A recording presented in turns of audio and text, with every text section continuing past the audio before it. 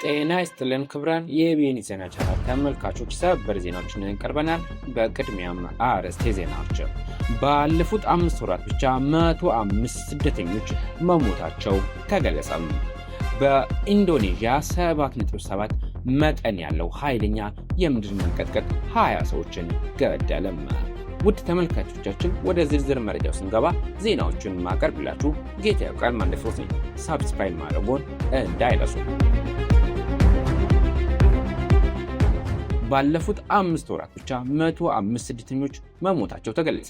ኢትዮጵያውያኑ በሚያዘዋውሩት የምስራቅ የፍልሰት መስመር ባለፉት 5 ወራት ብቻ 105 ስደተኞች መሞታቸውን ዓለም አቀፍ የስደተኞች መረጃ ድረገጽ ገለጸ። እንደ ድርጅቱ ከአፍሪካ ቀንድ ተነስተው በጅቡቲና በቦሳይ በኩል ወደ ባህረ ሰላጤው ሀገራት በሚደረጉ አደገኛ የስደት መስመሮች ላይ ከሚጓዙ መካከል 95 በመቶ የሚሆኑት ኢትዮጵያውያኑ መሆናቸውን የዓለም አቀፉ የስደተኞች ድርጅት IOM ይፋ ባደረገው አዲስ ሪፖርት አስታወቀም። እንደ ሪፖርቱ ገለጻ ከጥር እስከ ግንቦት 2026 ባሉ 5 ወራት ውስጥ ብቻ 72200 ስደተኞች የመን የገቡ ሲሆን 105 የሚሆኑት ደግሞ በባህር ላይ ሰጥመው ሕይወታቸውን አጥተዋል። ወጣት ብርሃኑ አሰፋ ስደትን በተደጋጋሚ በሁለት መስመሮች ተጋፍጧል። በቦሳሶና በጅቡቲ በኩል የሚያልፉት የስደተኞች መስመሮች በሁለቱም ጉዞዎች ግን በርካታ ሰዎች ሕይወታቸውን ሲያጡ ተመልክተዋል። የዓለም አቀፍ የስደተኞች ድርጅት በቅርቡ ባወጣው አዲስ ሪፖርት እንዳመለከተው ከአፍሪካ ሀገር ተነስተው ወደ ባህረ ሰላጤው ሀገራት ከሚጓዙ ስደተኞች መካከል 95 በመቶ የሚሆኑት ኢትዮጵያውያን ናቸው። በዚህ መስመር ለሚደረጉ ጉዞዎች ፍልሰተኞች ከሰሜን ኢትዮጵያ እስከ አፋር ከዚያም በሐረር በኩል የተዘረጋው መንገድ እንደሚጠቀሙ አቶ ስዩም አርቤሴ ይናገራሉ። ከዚህ ዲሌሮ ሮቃ ይሄዳሉ። አጆ ሜዳ የሚባል ሰፈር አለ። ከአጆ ሜዳ ይነሳና በረሃ ለበረሃ አድርጎ ውሃ ልማት የሚባል ቦታ አለ። ውሃ ልማት ማጠራቀሚያ አለ።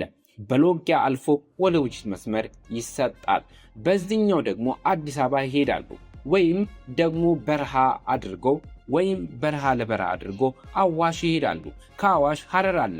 ሐረር የተደራጀ ደላላ አለ። ከዛ ከጅጅጋ በኋላ በረሃ ለበረሃ ነው የሚሄዱት። ቦሳሶ ትገባለ። ከቦሳሶ ተሻግረ ራጋ፣ ሁሉም ራጋ ላይ ነው የሚሰበሰቡት ይላሉ። መነሻቸውን ኢትዮጵያ በማድረግ በጅቡቲ በኩል መድረሻቸውን የመን አድርገው ወደ ሳውዲ አረቢያ ለመግባት በሚደረግ ጉዞ እስራት፣ እገታ፣ የጉልበት ብዝበዛ፣ የባህር ላይ የመስደም አደጋና በህገ ወጥ የሰዎች አዛውረሽ የሚጠይቅ ከፍተኛ ገንዘብ ተደራራቢ ችግሮች ናቸው።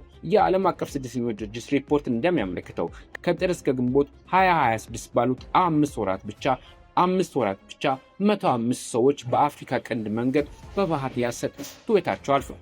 የባህር ላይ ህገወጥ ጉዞ ልማድ በሆነው የራያ አካባቢ በርካታ ሰዎች ሕይወታቸውን እንደሚያጡ ነው የሚነገረው። የዓለም አቀፍ የስደተኞች ድርጅት ለስደት ዋነኛ ምክንያቶች ናቸው ብሎ ያቀረባቸው ብሔር ተኮር ግጭቶች፣ ድርቅና የኢኮኖሚ ችግር ነው።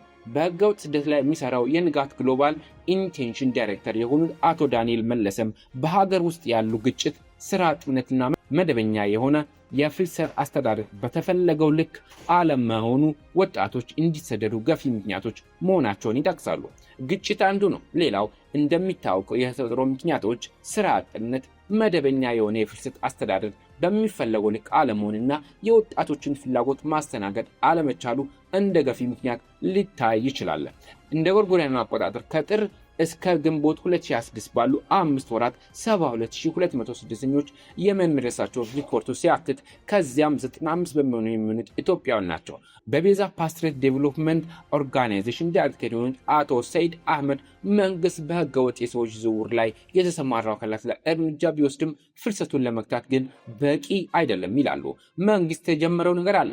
በዚህ ችግር ውስጥ የገቡ ሰዎችም ለይተው እንዲጠየቁ ለማድረግ የተሞከረበት ሁኔታ አለ። ትስስሩ እስከ ላይ ድረስ ያለ ስለሆነ የመንግስት ሰዎችም የሚገቡበት ሁኔታ አለ። መንግስትም ደግሞ ይህን ተካትሎ አሁን እርምጃ እየተወሰደ ነው ያለው። ደላሎችን በተመለከተ እነሱን ተጠያቂ የሚሆኑበት መንገድ መፈጠር መቻል አለበት። አሁን በሚፈለገው ልክ ሆኗል ማለት አይቻልም ብለዋል። አሁን ላይ በቦሳሶ በኩል የሚደረግ ጉዞ ቢቀርም 72 በመቶ ህገወጥ ጉዞ በጅቡቲ በኩል ይከናወናል። አቶ ዳንኤል መለስም የወጣቱ ግንዛቤ አነስተኛ በመሆኑ የሚሰጠው የመረጃ ስርጭት መንገዶች ተፈትሸው ለወጣቱ ቅርብና በቂ መረጃ ስለ ህገወጥ ጉዞ ማቅረብ እንደሚገባም ያሳስባሉ። አሁንም የወጣቱ ግንዛቤ በጣም ዝቅ ያለ ነው። ከ514 ወጣቶች እንዲሁ ነገርየውን በቅጡ የሚረዳ 27% የሚሆኑት ናቸው። ስለዚህ መረጃ የሰጠን ነው የምንልበት መንገድ ራሱ መፈተሽ ይኖርበታል። ድርጅቶች መፈተሽ አለብን። መንግስትም የሚሰጣቸው መረጃዎች መፈተሽ አለባቸውም ብለዋል። በኢንዶኔዥያ 7.7 መጠን ያለው ኃይለኛ የምድር መንቀጥቀጥ 20 ሰዎችን ገደለም። በኢንዶኔዥያ ፍሎርስ ደሴት አቅራቢያ 7.7 መጠን ያለው ኃይለኛ የምድር መንቀጥቀጥ በመከሰቱ ቢያንስ 20 ሰዎች መሞታቸውን አዳን ቡድኖችና የአካባቢው ባለስልጣናት ገለጹ። ኃይለኛው መንቀጥቀጥ በኢንዶኔዥያ የምስራቅ ኑሳ ቴንጋ ግዛት አካባቢ የተከሰተ ሲሆን በአካባቢ ያሉ ቤቶች፣ ህንፃዎችና ሌሎች መሰረተ ልማቶችም በመንቀጥቀጡ ተጎድተዋል። መንቀጥቀጡ በተለይም በማሟሬ ከተማና በአቅራቢያ ባሉ አካባቢዎች ከፍተኛ ጉዳት እንዳደረሰ ተገልጿል። በርካታ ህንፃዎች እንደተናጉ ወይም ከፍተኛ ጉዳት እንደደረሰባቸው ሲገለጽ፣ በፍርሳቸው ህንፃዎች ውስጥ ሰዎች ተጠምዶ ሊሆን እንደሚችሉ በመገመትም አዳኝ ቡድኖች ፍለጋና ማዳን ስራቸውን አፋጥነዋል። የሞት ቁጥሩም የአደጋ አካባቢዎች በሙሉ በደንብ ሲፈተሹ ሊጨምር እንደሚችልም ተጠቁሟል። ከዋና የምድር መንቀጥቀጥ በኋላ በርካታ የኋላ መንቀጥቀጦች መከሰታቸው የአደጋውን ስጋት አባብሶታል። በመጀመሪያ በባህር ላይ የተከሰተው ኃይለኛ መንቀጥቀጥ የሱናሚ ማስጠንቀቂያ እንዲሰጥ አድርጓል። የኢንዶኔዥያ ባለስልጣናት በባህር ዳርቻዎች ያሉ ሰዎች ወደ ከፍታ ቦታዎች እንዲሄዱ ማሳሰቢያ ሰጥተዋል። በኋላም ከ1 ሜትር በታች የሆነ ትንሽ የሱናሚ ሞገዶች በአንዳንድ የባህር ዳርቻ አካባቢዎች መመዝገባቸው ተገልጸዋል። የሱናሚ ማስጠንቀቂያው ከተሰጠ በኋላ በግምት 3 ሰዓት በኋላ መነሳቱም ተገልጿል። ይሁንና ባለስልጣናቱ ነዋሪዎች በኋላ የሚከሰቱ የኋላ መንቀጥቀጦችን በመጠንቀቅ ከተጎዱ ህንፃዎች እንዲርቁ አሳስበዋል። በተለይም በኃይለኛው መንቀጥቀጥ የተዳከሙ ህንፃዎች በኋላ በሚከሰቱ መንቀጥቀጦች ሊወድቁ ስለሚችሉ የአደጋ ጊዜ ቡድኖች በጥንቃቄም እየሰሩት ነው። የመንቀጥቀጥ ኃይሉ በአካባቢ የመገናኛና የመጓጓዣ ስርዓቶችን አውቋል። አንዳንድ መንገዶች በፍርስራሾችና በመሬት መሸራተት መዘጋታቸው የማዳን ስራዎችን አስቸጋሪ አድርገዋል። አዳኝ ቡድኖች በአካባቢው የሚገኙ የጤና ተቋማትን በመጠቀም የቆሰሉ ሰዎችን እየረዱ ሲሆን ቤታቸውን ለቆ የወጡ ነዋሪዎችም በጊዜያዊ መጠለያዎች እንዲቆዩ ዝግጅት ተደርጓል። ኢንዶኔዥያ በተደጋጋሚ ኃይለኛ የምድር መንቀጥቀጥ፣ የሱናሚ አደጋዎች የሚያጋጥማት ሀገር ናት። አገሪቱ በሪንግ ኦፍ ፋየር ተብሎ በሚጠራ በፓሲፊክ ዙሪያ ባለ ከፍተኛ የሱናሚ እንቅስቃሴ አካባቢ ውስጥ ትገኛለች። ይህም በአገሪቱ የተለያዩ ክፍሎች የምድር መንቀጥቀጥ እንዲደጋገሙ ያደርጋል።